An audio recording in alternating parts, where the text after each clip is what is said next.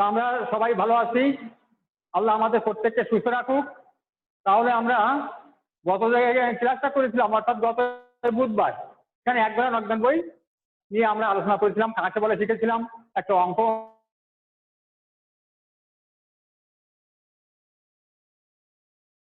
আমরা করেছিলাম। আজকে আমরা দুই ধরনের নকদান বই সম্পর্কে ধারণা দিব। নকদান বইটাও এক ধরনের নকদান বইয়ের আলোকে ওই একই রকম, শুধু একটি ঘর বেশি, তাই এর নাম হয়েছে দুই ধরনের নকদান বই। অর্থাৎ নগদের আদান প্রদানের পাশাপাশি ব্যাংকের কোনো লেনদেন থাকলে, অর্থাৎ ব্যাংকে অর্থ জমা উত্তোলন, অর্থাৎ ব্যাংক অর্থের রাজবৃদ্ধি ঘটে, এই একটা ঘর বেশি করার জন্য এই বইটার নাম হয়েছে দুই ঘরা নকদান বই। অর্থাৎ এক ঘরা নকদান বইয়ের পাশাপাশি একই ঘর একই ছক, শুধু একটি ঘর বাড়তি হবে, সেটা হচ্ছে ব্যাংকের ঘর। এই ব্যাংকের ঘর দিয়ে তাহলে আমাকে দুটো ঘর হয়,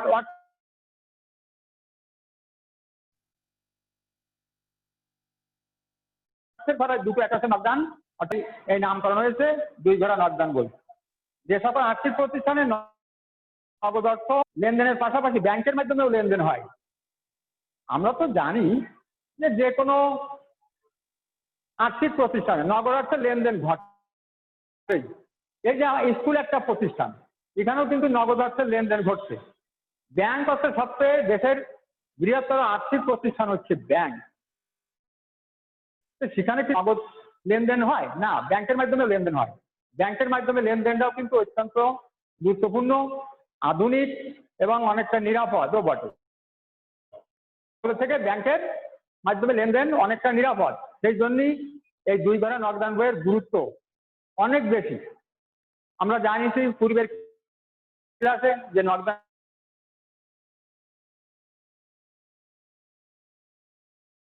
বই চার প্রকার: এক ঘরা নকদান বই, তিন ঘরা নকদান বই, খুচরা নকদান বই। এই যে চার প্রকার নকদান বই সম্পর্কে আমরা গত ক্লাসে আলোচনা করেছিলাম, এর মধ্যে সবচেয়ে গুরুত্বপূর্ণ ইম্পর্ট্যান্ট নকদান বইটা হচ্ছে দুই ঘরা নকদান বই। নগদ অর্থের লেনদেনের পাশাপাশি জমাকৃত অর্থের রাজবৃদ্ধি ও ব্যাংক উদ্বৃত্তের পরিমাণ দুই ঘরা নকদান বই হইতে জানা সম্ভব। এই দুই ঘরা নকদান বইয়ের আরেকটি বড় বৈশিষ্ট্য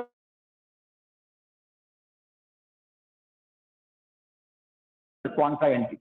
এইখানে আমাদের একটু একটু কঠিন মনে হবে, বেশি না, একটু যদি চিন্তা করি যে কন্ট্রা এন্ট্রি অর্থাৎ বিপরীত দাখিলা, ব্যাংকের মাধ্যমে যে লেনদেনগুলো হয় সেই লেনদেনগুলো একটু বৈশিষ্ট্য আলাদা। ব্যাংকের থেকে উঠাই নিয়ে সেটা কিন্তু খরচ হয় না, ব্যাংকের থেকে উত্তোলন করি আবার ক্যাশ বাক্সে এনে রাখি আর্থিক প্রতিষ্ঠানে। আর ব্যাংকে যদি জমা দিই তাহলে আমাদের এই ক্যাশ বাক্স থেকে অর্থাৎ নগদ থেকে ক্যাশে ব্যাংকে সে অর্থ চলে যায়। অর্থাৎ এই লেনদেনটা কিন্তু এমনই এক ধরনের লেনদেন যার দ্বারা ব্যয় আয় কিছুই বোঝা যায় না। মানে আমার এর অর্থ শুধু স্থান ত্যাগ করে, খালি স্থানান্তর হয় নগদের থেকে, অর্থাৎ কারবার প্রতিষ্ঠানের নগদের থেকে ব্যাংকে যায়, আবার ব্যাংক থেকে নগদে উঠায় নিয়ে আসি প্রয়োজনে। তাই তো এইটি হচ্ছে কন্ট্রা এন্ট্রি। তাও আমাদের বইতে তোমাদের কন্ট্রা এন্ট্রি কিন্তু ওই দেখবা পুরাতন বইয়ে 99 পৃষ্ঠা, নতুন বইয়ের 110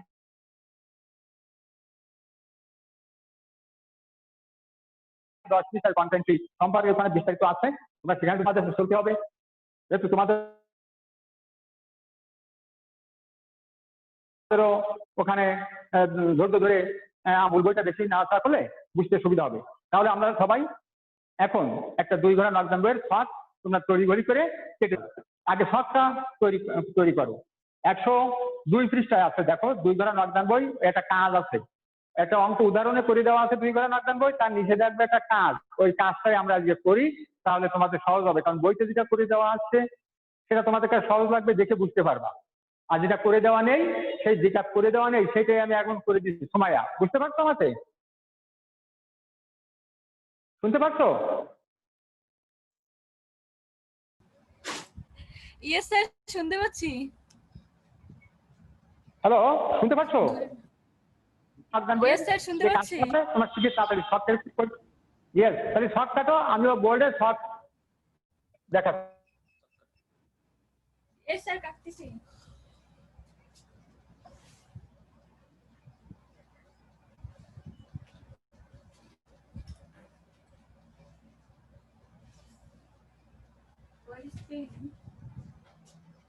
তোমরা সবসময় যারা কমার্স নিয়ে লেখাপড়া করে তাদের কিন্তু এইখানে একটা বিশেষ কৌশল যে দুই একটা শখ অ্যাডভান্স কাটা থাকবে, কারণ এই শখটাই আমাদের অনেক সময় নেয় এবং সুন্দর শখ উপস্থাপন করতে গেলে দরকার এবং স্কেল পেন্সিল দুইটাই ভালো হওয়ার দরকার, তা নাহলে ভালো শখ হয় না। আমার বোর্ডে একটু দেখা যাবে,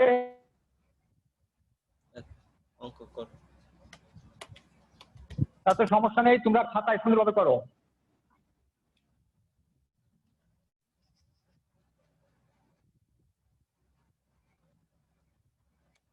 আর কেউ অংশগ্রহণ করছো? ছেলেরা কেউ অংশগ্রহণ করছো? ছেলেরা তোমাদের ভিতর থেকে কেউ অংশ করছো? হ্যালো,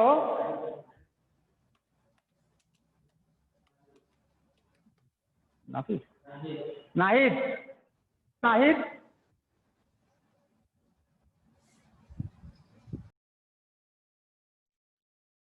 হ্যালো নাহিদ, তাহলে আমাদের এই প্রথম মাসের তারিখ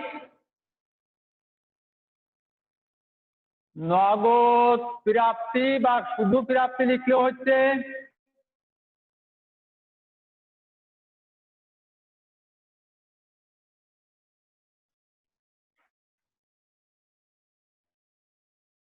রসিদ নং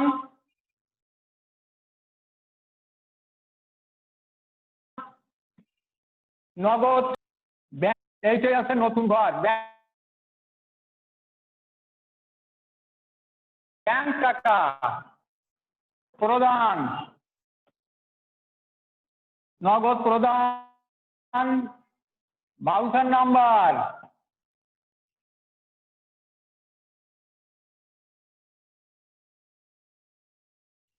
প্রতিদান পৃষ্ঠা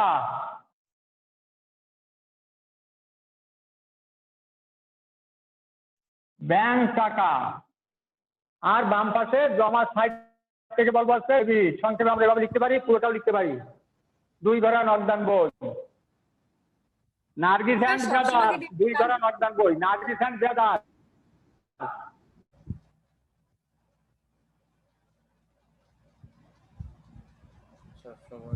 Nargis and brother, Nargis and brother,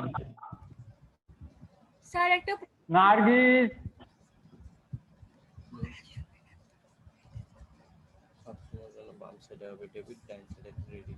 and brother,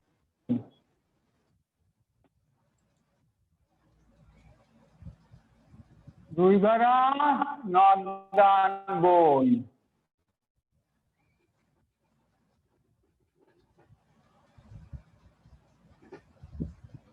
তাহলে 2017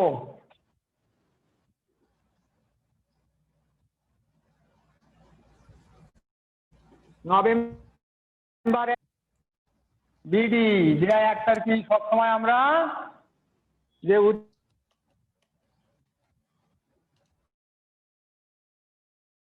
7,000 আর 5,000, নগদের ঘরে 7,000, ব্যাংকের ব্যালেন্স থাকে উদ্বৃত্ত 2, এখানে আছে পুরা হিসাব, মানে টাকা আছে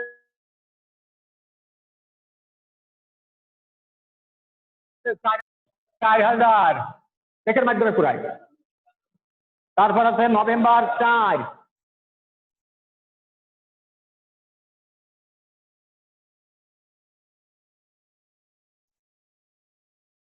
বিক্রয় হিসাব,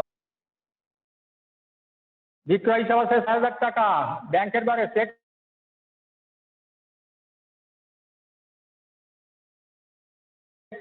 সাথে ব্যাংকে জমা দিচ্ছি, সেই জন্যই ব্যাংকের বারে বসলো। নভেম্বর 7 এই যাচ্ছে কন্ট্রা, এই সেই আমরা কইলাম না কন্ট্রা আছে নকদান হিসাব,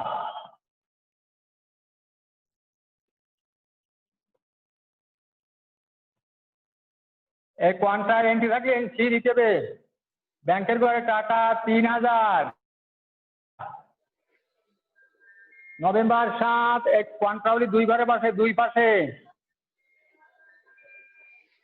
ব্যাংক হিসাব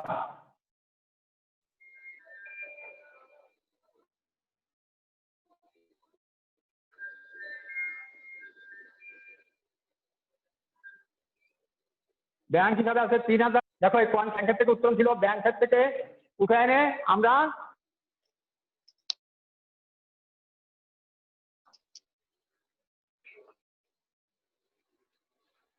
নগদ এনে রেখেছি। সেই যে এইটা আছে অ্যাজ পার কন্ট্রাক্ট নভেম্বর 10 প্রাপ্য বিল ব্যাংকের মাধ্যমে আদায়।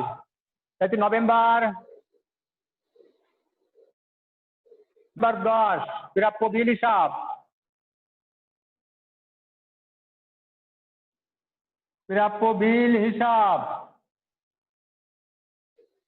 টাকা ব্যাংকের ব্যালেন্স কেন ব্যাংকের মাধ্যমে আদায় হয়েছে। 10 তারিখের পরে আছে 13 তারিখ 60 হিসাব নভেম্বর 13 এখন উঠায় না।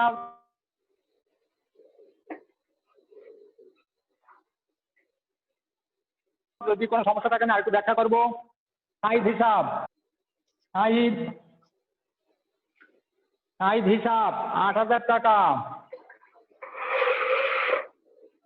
60 হিসাব 8000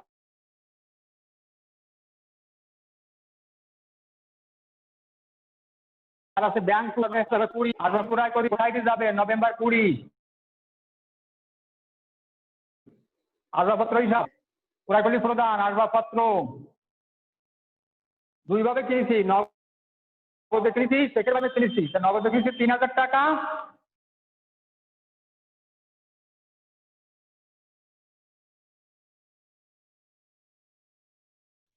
চেকে 2000 টাকা প্রদানের সাইড।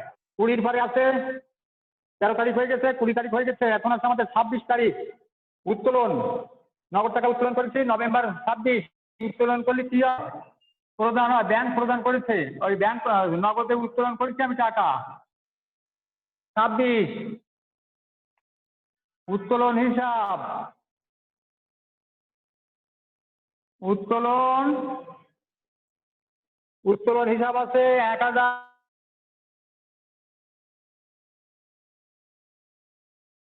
1500। নভেম্বর 30 ব্যাংক সুদ মঞ্জুর করলো, তাহলে সুদ মানে ব্যাংকে যে টাকা তার উপরে যে সুদ হয় ব্যাংক সুদ হিসাব এটা হচ্ছে প্রাপ্তি ঘটে।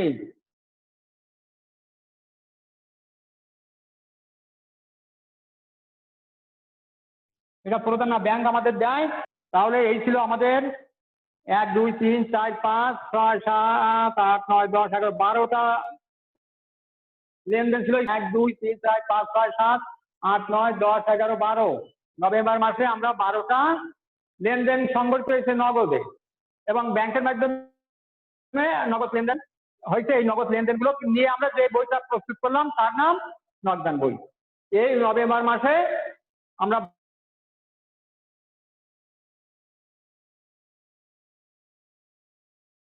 12টা লেনদেন পেয়েছি। এটাকে একটি জায়গায় টাকা ব্যাংক টাকা, তাই এর নাম হয়েছে 2 ঘরা নগদান বই এবং আমরা সেভাবে লিপিবদ্ধ করলাম।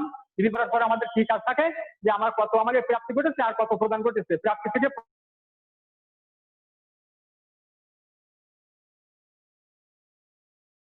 প্রদান কম হলে আমাদের কিছু লাভ, আমাদের কিছু উদ্বৃত্ত, আমাদের যে নগদের ক্ষেত্রে প্রাপ্তি সবসময় বেশি ঘটে সেই জন্য প্রাপ্তিটা আমরা আগে যোগ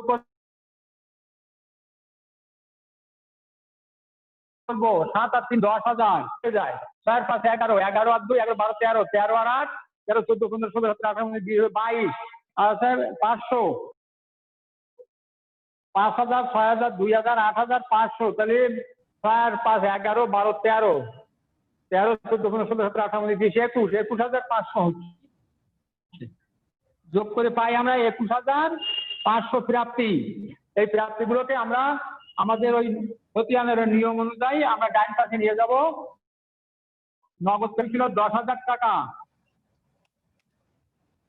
আর ব্যাংকের মাধ্যমে প্রাপ্তি ছিল 21,500 টাকা।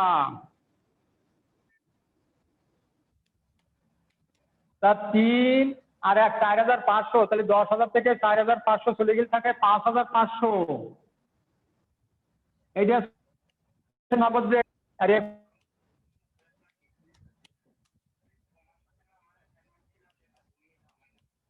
21,500 এখান থেকে বিয়োগ দিলে এখানে থাকা হচ্ছে 12,500। তাহলে এই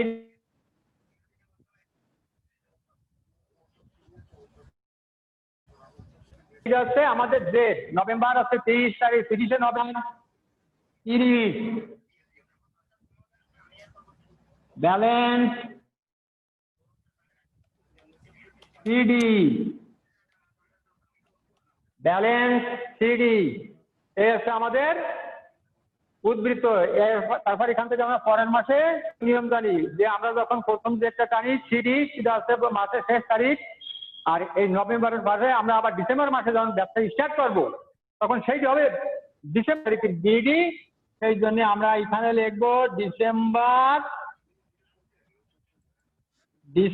1 ব্যালেন্স বিডি ওই 5,500 আর 12,500। এই বিডিটা আমরা ডিসেম্বর মাসে যখন আরেকটা নর্দার্ন বডি শুরু করি এটা তখন ডিসেম্বর মাসের বিডি। আর এই যে ব্যালেন্স বিডি এটা আছে নভেম্বর মাসের 1 তারিখের বিডি, অর্থাৎ অক্টোবর মাসের শেষ হয়েছিল, অক্টোবর 31শে অক্টোবরের শেষ তারিখে যে বিডি ছিল সেটা আমরা এই প্রথমে এখানে বিডি লিখে এখানে আসছি। আর সেই বিডি শুরু আর একটা বিডি সৃষ্টি হয়। এইটি আমরা ডিসেম্বর মাসের 1 তারিখে আমরা এইটাকে বিডি অঙ্ক শুরু করব। হ্যাঁ সময় আছে তো আমরা ভালোভাবে বুঝতে পারছি। তাহলে আমরা এখানে নতুন যে নিয়মটা আইছে, নতুন যে আইটেমটা এখানে আসছে সেই আইটেমটা আসলে কি এন্ট্রি, অর্থাৎ বিপরীত দাখিলা। বিপরীত দাখিলা নাম দিছে কেন? বিপরীত দাখিলা নামটা এই কারণে হয়েছে, দেখো এখানে ব্যাংকের বারে 30,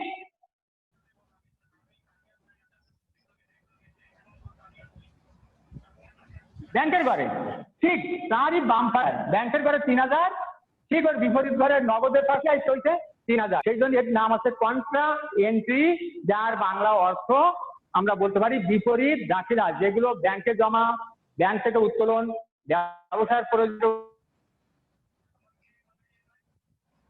স্যার ব্যালেন্স সিডিটা উত্তোলন, নগদ টাকা ব্যাংকে জমা, এই ব্যাংকের জমা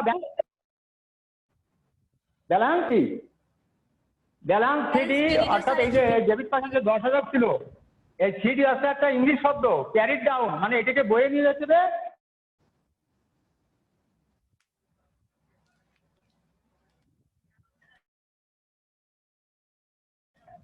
তার মানে ওইখান থেকে সেই জন্য এই নাম হচ্ছে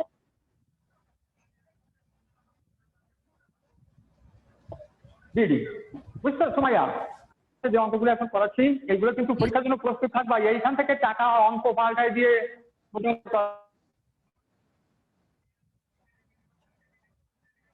করা হবে, শুধু টাকার অঙ্ক দেখবা, তাহলে আর কোনো অসুবিধা হবে না। আর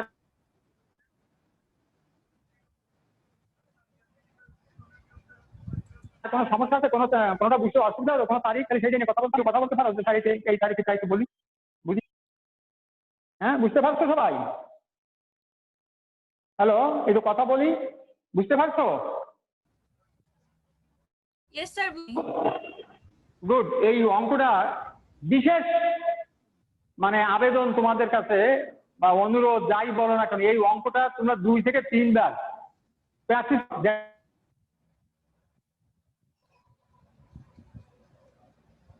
একবার অন্য যে কোনো 2 বারের নর্মাল বই তোমার কাছে একদম সহজ হয়ে যাবে। বেশি বেশি প্র্যাকটিস করো, এখন তো অনেক সময় পাচ্ছ বাসায়, একটু বেশি বেশি প্র্যাকটিস টেনে দেও, দেখবা তোমার এই অঙ্কই আবার 10-এর বই তো এইটা আরো সহজ হবে। একটু বেশি বেশি, বিশেষ করে সপ্তাহে একটা দিন ক্লাস, কিন্তু তোমার 2 বারের নর্মাল বই 2-3 করে ফেলবা, তারপর বইয়ের অনুশীলনীতে বেশি বেশি প্র্যাকটিস, কমপক্ষে 3-4 অঙ্ক তোমরা যদি দিনে সপ্তাহে করো তাহলে আর লাগবে না। তাহলে একবারে নর্মাল বই শিখলাম, আর আজকে 2 বারের নর্মাল বই, আগামীতে যদি আল্লাহ ভালো রাখে আগামী সপ্তাহে নর্মাল বই নিয়ে একটু আলোচনা করবো। তাহলে আজকে আমরা এখানে শেষ দিয়েছি।